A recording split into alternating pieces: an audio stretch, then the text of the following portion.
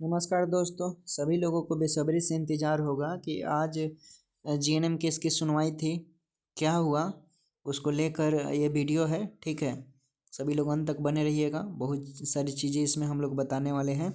सभी को मालूम है कि जो हमारे मित्र रंजन जी हैं, मोनू जी के मित्र रंजन जी हैं, उनकी वाइफ जूली कुमार पेटिशनर है, मेन पेटिशनर है। वैसे बहुत लोग हैं इसमें, पेटिशनर बहुत लोग बने हैं, लेकिन मेन पेटिशनर एक ही होता है, सभी को मालूम है। अब देखिए इसमें क्या है कि आज क्या हुआ। देखिए दोस्तों, अगर आप इस ऑफिशियल वेबसाइट पर आते हैं पटना हाई कोर्ट के, तो आपको एक चीज़ दिखाई देगा कि आपका जो सुनवाई था 20 जनवरी को, ठीक है, यानी आज केस आपका फाइनली क्या हो गया, एडमिट हो गया। दोस्तों क्या हो गया, एडमिट हो गया।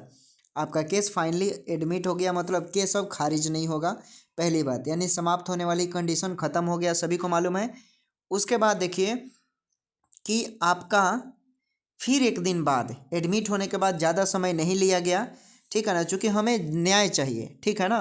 हम लोग लंबा डेट नहीं लिए, इस केस में लंबा मिल रहा था, लेकिन सभी लोग एडवोकेट के बदौलत, जो हमारे विद्वान एडवोकेट हैं उनके बदौलत हम लोग कल ही डेट ले लिए, यानी 21 जनवरी को सुनवाई है अब। ठीक है दोस्तों, 21 जनवरी को सुनवाई होने वाली है। और देख लीजिए आपका केस लिस्ट जो है, सीरियल नंबर ये आपका 54 नंबर पे है। ठीक है, 54 नंबर पे है दोस्तों, देख लीजिए यहाँ पर लिखा हुआ है 54 नंबर पर है आपका। बारी नंबर कितना है, 54 नंबर पे है। ठीक है दोस्तों, उसके बाद देखिए अगर हम बात करें इसमें और नीचे आ जाइए, ठीक है, तो एडिशनल एडवोकेट की बात करें तो विपिन कुमार निकेश कुमार है, इस पर नहीं जाना है, चूँकि मेन जो हमारा चीज़ है वो देखना है। ठीक है, जूनियर एडवोकेट शशि कुमार हैं, और सभी लोग बेसब्री से इंतज़ार कर रहे होंगे कि भाई आपके एडवोकेट कौन हैं। अभी आपको नाम भी बता देते हैं कि आपके एडवोकेट। देखिए दोस्तों, आपके जो एडवोकेट हैं वो आपके केस के एडवोकेट हैं संतोष सर। ये वही संतोष सर हैं जो पटना हाई कोर्ट में भी एडवोकेट हैं और सुप्रीम कोर्ट में भी एडवोकेट हैं, सीनियर एडवोकेट हैं ये। ठीक है, बहुत बड़े विद्वान एडवोकेट हैं, बहुत कम लोग ही जानते हैं, चूँकि इनका नाम इसलिए चूँकि ये मीडिया के सामने बहुत कम आते हैं। ठीक है, लेकिन बहुत ज़बरदस्त करते हैं, और पूरा उम्मीद है कि ये पीके शाही को आसानी से मात दे देंगे। हालांकि पीके शाही वो भी बहुत बड़े विद्वान हैं, लेकिन हम लोग ऐसे एडवोकेट को हायर किए हैं जिसमें पूरा विश्वास है कि संतोष सर पीके शाही को आसानी से मात दे सकते हैं, क्योंकि इनके पास एविडेंस है, तथ्य हैं, बहुत सारे फैक्ट है जो ये वायलेट करता है कि यहाँ पर सिर्फ जीएनएम स्टूडेंट को ही अलाउ किया जाए। और जीएनएम का नियमावली अलग है, बीएससी नर्सिंग का नियमावली अलग है, इसको लेकर। इसलिए आप लोगों से रिक्वेस्ट है दोस्त कि कल जितना हो सके उतना आप लोग पटना हाई कोर्ट पहुँचिए, जितना हो सके उतना भारी संख्या में पहुँच सकते हैं। ठीक है, सभी लोग आइए, ये लड़ाई एक आदमी का नहीं है। आप जितने जीएनएम स्टूडेंट हैं, कल जितना हो सके उतने संख्या में 100-50 जितना हो सके उतना पटना हाई कोर्ट के गेट के पास पहुँचिए, जहाँ गेट नंबर मेन जो है वहाँ देखिएगा बगल में संविधान निर्माता डॉक्टर बी.आर. अम्बेडकर का स्टैचू लगा हुआ है, वहीं पे आपको आना है सभी लोग। ठीक है, जितना हो सके उतना भारी संख्या में आइएगा। जो लोग पटना के आसपास के हैं वो लोगों से पूरा उम्मीद रखा जा रहा है कि वो लोग आएंगे।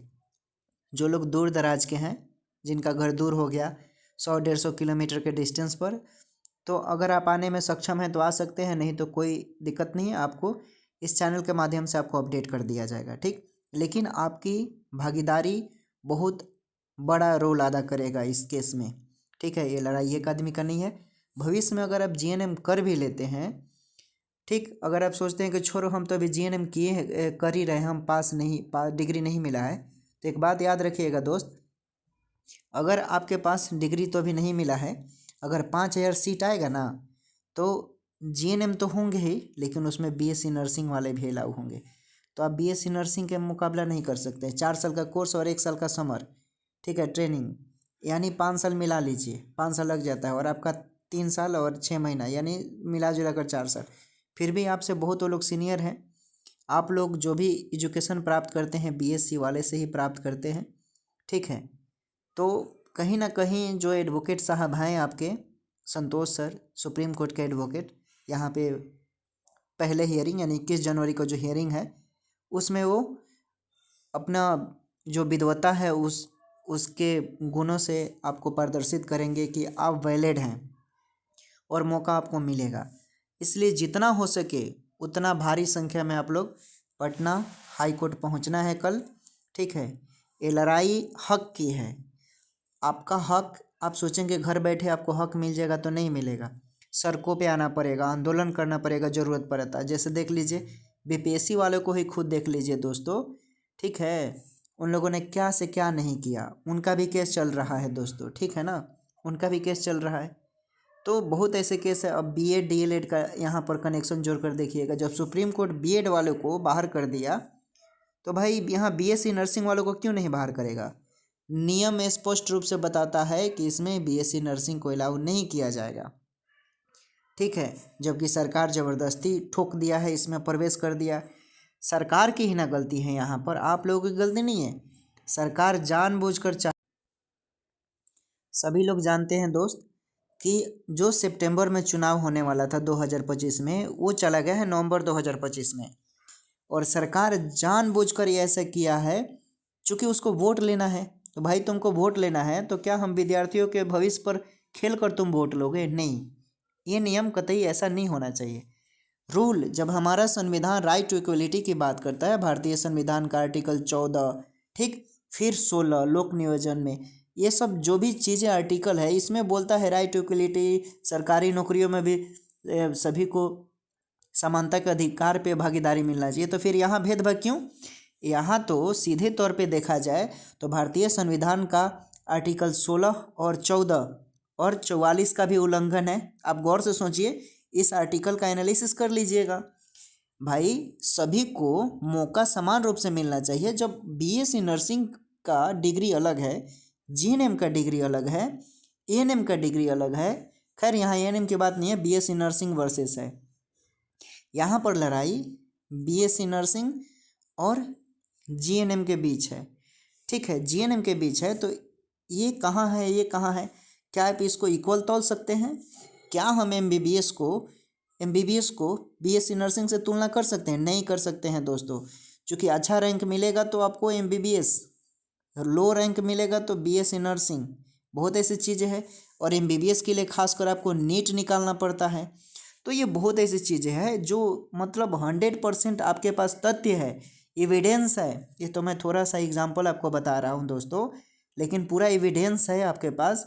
इसके बदौलत बीएससी नर्सिंग का जो नियम बनाया गया है सरकार के द्वारा वोट बैंक के लिए, वो सरकार ही यहाँ पर उसका सिस्टम गलत होगा। और एक और चीज़ बता देते हैं, कान खोलकर सुन लीजिए, ऐसे केसेस में बीटीएससी जो है केस नहीं जीतती है, ठीक है, सरकार केस हार जाती है। आप देख लीजिएगा पिछला बीटीएससी का जो केस चला था उसमें 2 बार पीके शाही हारे हैं, ठीक है, उसमें 2 बार पीके शाही हारे हैं दोस्तों, याद रखिएगा। यहाँ भी मुझे पूरा उम्मीद है कि बीटीएससी जीएनएम का जो केस चल रहा है यहाँ पर संतोष सर दम झंडा गाड़ देंगे और हारना पड़ेगा। अब देखिए यहाँ पर बीएससी नर्सिंग वाले ने भी केस किया है, उनके एडवोकेट कौन है? अभिनव कुमार श्रीवास्तव। लेकिन ये संतोष सर बहुत सीनियर हैं, चूँकि इसलिए सीनियर हैं क्योंकि ये सुप्रीम कोर्ट के एडवोकेट हैं। ये 2 दिन पटना हाई कोर्ट में सुनवाई करते हैं, हियरिंग करते हैं, बहस करते हैं, और बाकी आपके 3 दिन सुप्रीम कोर्ट, ठीक है। तो समझ लीजिए बहुत बड़े बड़े एडवोकेट हैं लोग और ये लड़ाई में उतरने वाले हैं। मुकाबला टक्कर का होगा लेकिन जीत जीएनएम का होगा। इसलिए आप लोगों की भागीदारी बहुत अहम रोल अदा करेगा। इसलिए जितना हो सके उतना संख्या में आपको आना होगा दोस्त।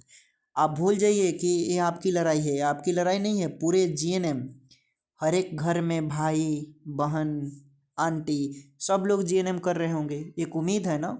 लेवल 7 है आपका, एक के बार 75,000 स्टार्टिंग है, 70-75,000 स्टार्टिंग होता है जीएनएम में। अभी बिहार सिविल कोर्ट में क्लर्क का देख लीजिए आंदोलन हो रहा है और हो भी गया, अप्रूव भी हो गया। 11/4 40,000 जिनको सैलरी मिलता है उनको अब 70,000 कर दिया। तो क्यों? आप भी तो है ना जी, आप भी ग्रेजुएट, डिप्लोमा कोर्स हो गया आपका, डिप्लोमा से भी एक बैचलर डिग्री के बराबर माना जाता है, तो फिर आप क्यों नहीं वैलिड हैं? इसलिए सभी तरह से सोचना होगा आपको और मैदान में उतरना होगा। कल ज़रूर आइए आप लोग, कल विशेष बातें होगी, ठीक है। अगर ज़्यादा एनालिसिस करना होगा तो हम लोग लाइव आ जाएंगे, ठीक है। Take care, bye bye. दिल छोटा नहीं करना है, केस जीतेंगे 100%।